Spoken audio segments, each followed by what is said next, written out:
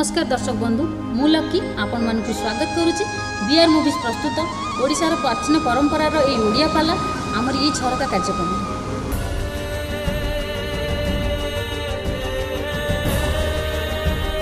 केतेटा जगार प्रणाम करिवो नाही को को जगह पचारनु पचारले सिना कहिबी कहना देखिबा कले पुष्पहस्त बारी हस्त तैलभ्यंग जले स्थित श्मशाने देवाल होएच षडस्थाने प्रणाम विवर्जित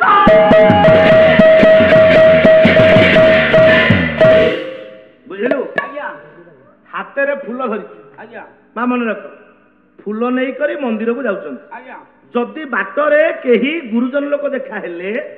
फूल को धरी बा तले थोई नमस्कार करिवे नाही जदि केही करला प्रति नमस्कार के आशीर्वाद करिवो आज्ञा पुष्पहस्त दी जन जाक नरक को जिवे नमस्कारता आशीर्वादा द्वयस्ते नरकं ब्रजे बेश मन्ना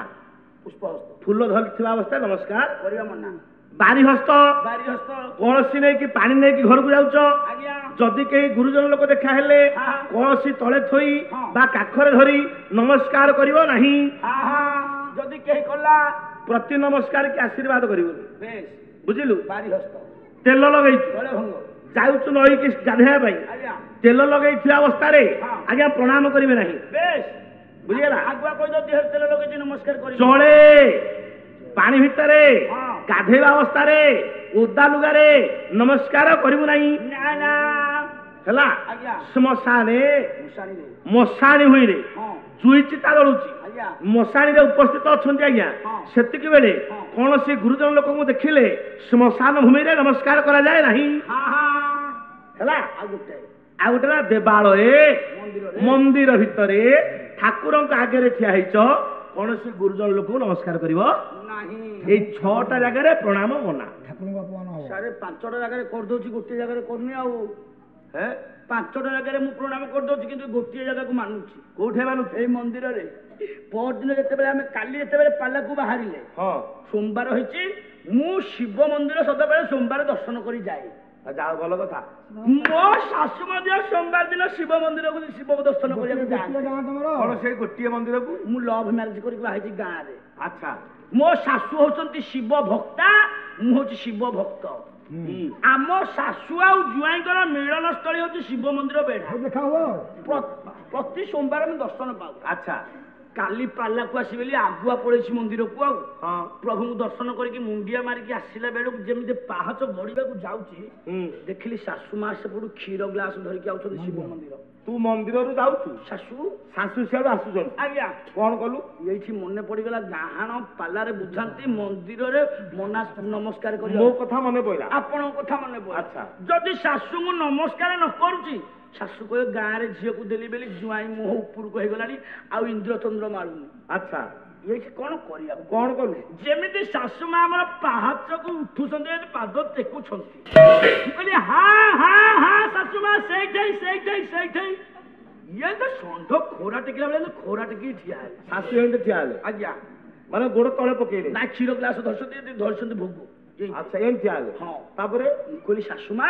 कहले कौन कहूच मुझे कथा कौन कि सासु मा आम गाहण कहते ए मंदिर भितर हबनी पाचेरी को जाला सेठी हब कौन हबो नमस्कार हां हां नमस्कार मु तमना कहि चुप बोले गाह को कहछ नमस्कार हबनी पूरा मंदिर भितर हबनी पाचेरी को चलो हौ गुणा विसार तमरो तेरी बेसबरा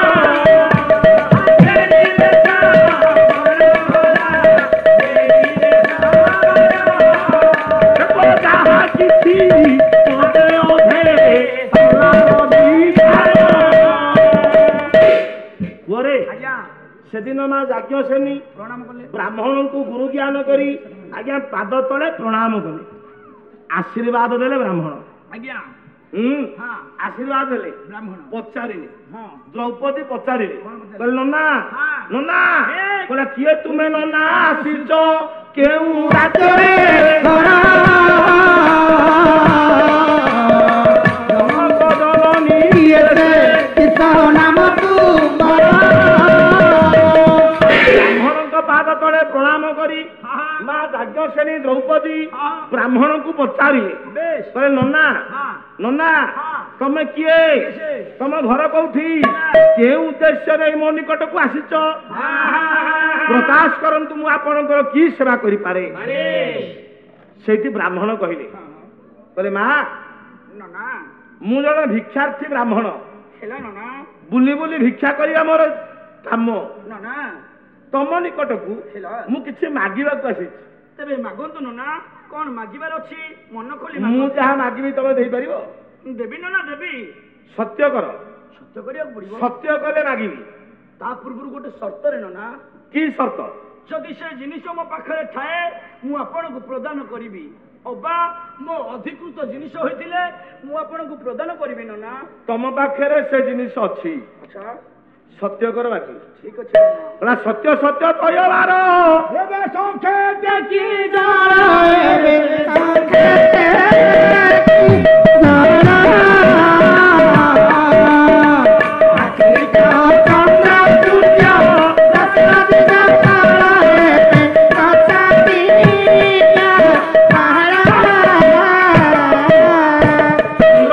ଦଶରୀ ଗୋପାଳଙ୍କୁ ସାକ୍ଷୀ ରଖି ମା ଯାଜ୍ଞସେନୀ ସେଦିନ ବ୍ରାହ୍ମଣ ନିକଟରେ ସତ୍ୟ କଲେ ନନା ସତ୍ୟ କରୁଛି ଯାହା ମାଗିବ ଦେବି ଯଦି ମୋ ପାଖରେ ଥାଏ ମୋ ଅଧିକୃତ ଜିନିଷ ହେଇଥିବା ଦରକାର ଆଜ୍ଞା ବ୍ରାହ୍ମଣ କଣ ମାଗିଲେ କଣ ମାଗିଲେ କହିଲେ ମା ମାଗିବି ଦେବୁ ମାଗ ଦେବୁ ପଞ୍ଚପତି ନେଇ କରିଅଛୁ ଘର ନାମ ତୋହର ପାଞ୍ଚାଳି ବ୍ରାହ୍ମଣର ହାତ ଧରି ଆଜି ଠାରୁ ବୋଲାଓ ବ୍ରାହ୍ମଣ ମାରି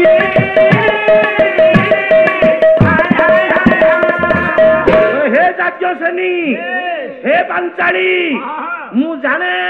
ତୋର 5 ପତି ପଞ୍ଚପତି କ୍ଷତ୍ରିୟର ମଣି ହେଲେ ସତ୍ୟ କରିଛୁ ଆଜି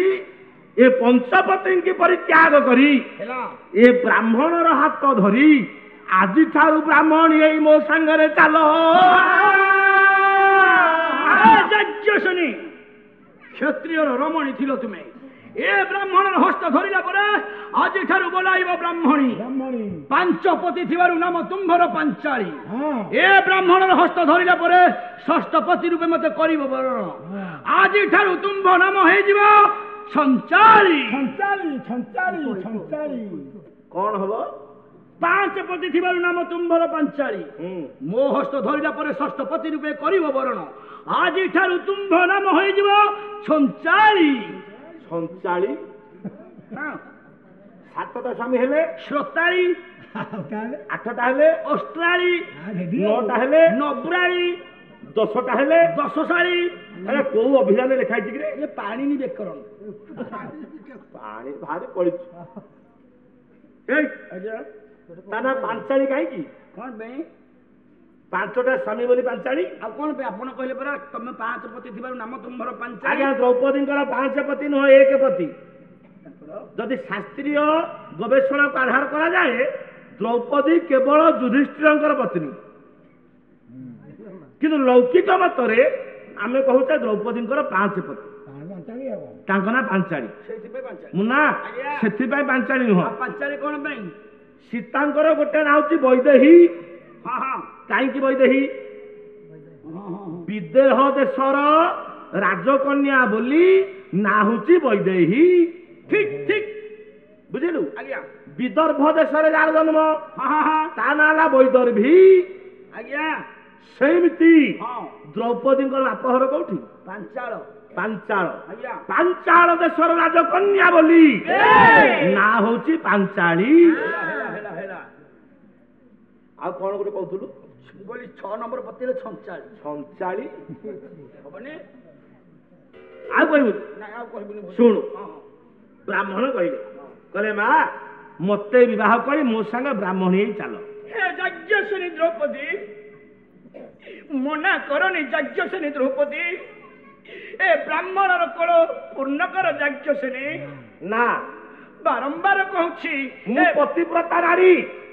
ତମ କଥା ପୂର୍ଣ୍ଣ କରିପାରିବିନି ବାର ବାର ଏ ବ୍ରାହ୍ମଣ ଅଳି କରୁଛି ତୁମ ନିକଟରେ ଏ ବ୍ରାହ୍ମଣର କୋଳ ପୂର୍ଣ୍ଣ କର ପାଞ୍ଚାଳି। ନା ଏ ବ୍ରାହ୍ମଣର କୋଳ ପୂର୍ଣ୍ଣ କର। ନା ନା ନା କାହିଁକି ନା?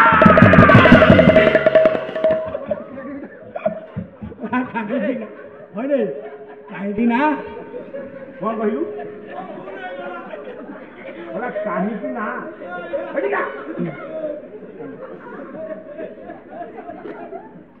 କାହିଁକି ନା ଏଠିକା 5 ଥର ବସୁଥିବ। ଭୁଲ ହେଇଗଲା। ହଇରେ କଣ କହୁଛୁ କାହିଁକି ନା?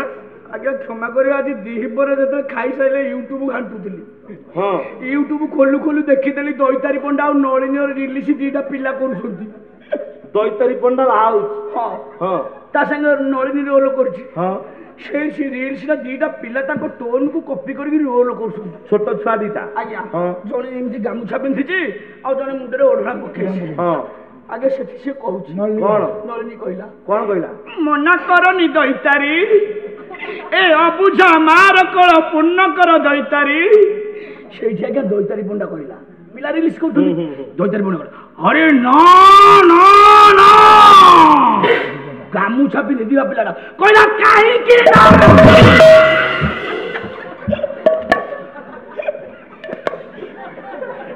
ୟୁଟ୍ୟୁବ ଦେଖିଛି ଆଉ ସେଇଟା ଦେଖିଦେଇଛି ଝିଅ 3 ଥର ନା ନା କହୁଛି, ମୋର ଲୁଗା ଦେଖିଆ ବେଶ ହେଇଯାଇଛି। ହବନି ବ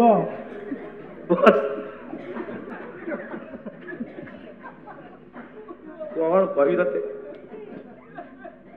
ରହ ବସ ଥରେ ବସ। ସଜନ ସେଦିନ ବ୍ରାହ୍ମଣ ମାଗିଲେ, କହିଲେ ଦ୍ରୌପଦୀ ପଞ୍ଚପତିଙ୍କୁ ନେଇ ପାଞ୍ଚାଳି ବୋଲଉଛୁ, କ୍ଷତ୍ରିୟ ରମଣୀ ଏ ପଞ୍ଚପତିଙ୍କୁ ପରିତ୍ୟାଗ କରି ଏ ବ୍ରାହ୍ମଣର ହାତ ଧରି ଆଜିଠାରୁ ବ୍ରାହ୍ମଣ ହେଇ ମୋ ଘରକୁ ଚାଲ। ଦ୍ରୌପଦୀଙ୍କ ଉପରେ ବଜ୍ରପାତ ହେଲା। ମୁନାରେ ଏ ଦୁନିଆରେ ଯେତେ ନାରୀ ଅଛନ୍ତି ତାଙ୍କ ଭିତରେ 5 ଜଣ ହେଲେ ଆଜ୍ଞା ମହାସତୀ। 5 ଜଣ କିଏ? କହିଲେ ତାରା, କୁନ୍ତୀ, ମନ୍ଦୋଦରୀ, ଅହଲ୍ୟା, ଦ୍ରୌପଦୀ ତଥା ପଞ୍ଚକନ୍ୟା ସ୍ମରେ ନିତ୍ୟ ମହାପାତ କୋନାଶନ।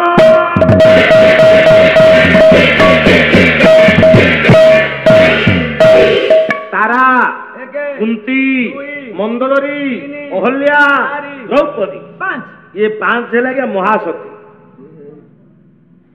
ଦ୍ରୌପଦୀ ବିଚାର କଲେ, କହିଲେ ଯଦି ବ୍ରାହ୍ମଣଙ୍କ କଥାରେ କନ୍ୟା କାହିଁ ଲେଖା ହେଲା? ଏଟା ବାହା ହେଇଛନ୍ତି। ଆରେ ପଞ୍ଚକନ୍ୟା ନୁହଁ, ପଞ୍ଚକାନାଂ ଲେଖା ହେଲା 5 ଜଣଙ୍କର ନାମ ସ୍ମରଣ କଲେ। ସିଆଡେ କିନା ହେଲା ପରେ ତାହେଲେ ଦ୍ରୌପଦୀ ବିଚାର କଲେ, କହିଲେ ଯଦି ବ୍ରାହ୍ମଣ କଥାରେ ରାଜି ହୁଏ, ବ୍ରାହ୍ମଣକୁ ବିବାହ କରେ, ତାହେଲେ ଦୁନିଆରେ ଅସତୀ ହେବି, ଅସତୀ ହେବି, ଅସତୀର ନିନ୍ଦା ଲାଗିବ। ଯଦି ବ୍ରାହ୍ମଣକୁ ମନା କରିଦିଏ, ଫେରାଇ ଦିଏ, ସତ୍ୟ ରକ୍ଷା କରି ସତ୍ୟ ଭଗ୍ନ ହେଲେ କଳଙ୍କ ଲାଗିବ, ଅସତୀ ହେବି। ଏଣୁ ମାଇଲେ ବ୍ରହ୍ମ ହତ୍ୟା, ତେଣୁ ମାଇଲେ ଗୋ ହତ୍ୟା। କଣ କରିବି? ଏକ ବିଷମ ସମସ୍ୟା ଗୋଲକ ଧନ୍ଦାରେ ପଡିଲେ ଦ୍ରୌପଦୀ। ମନେ ମନେ ସେଇ ଭଗବାନ ନାରାୟଣଙ୍କୁ ସ୍ମରଣ କଲେ।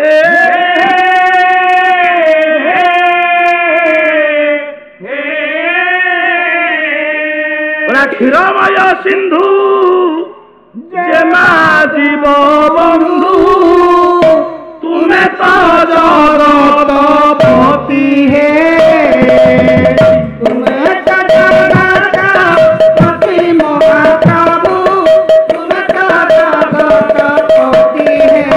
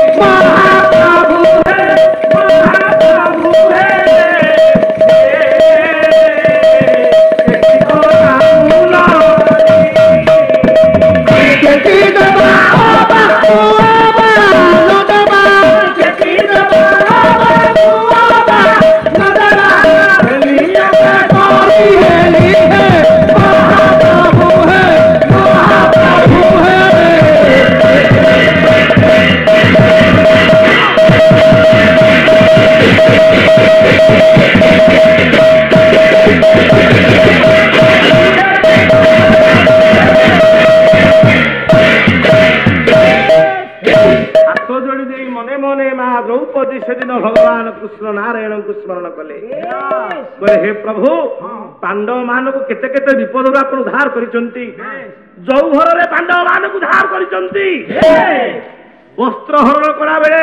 राज दरबार मध्य मोर सम्मान रखिसंती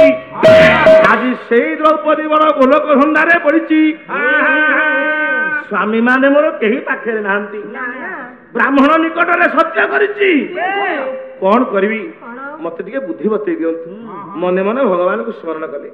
दर्शक बंधु आम कार्यक्रमटी आपण मानकु केमिति लागिला यार मतामत दियंतु लाइक करंतु शेयर करंतु आज्ञा हाँ सब्सक्राइब करबा को भूलिबेनी रहउची नमस्कार।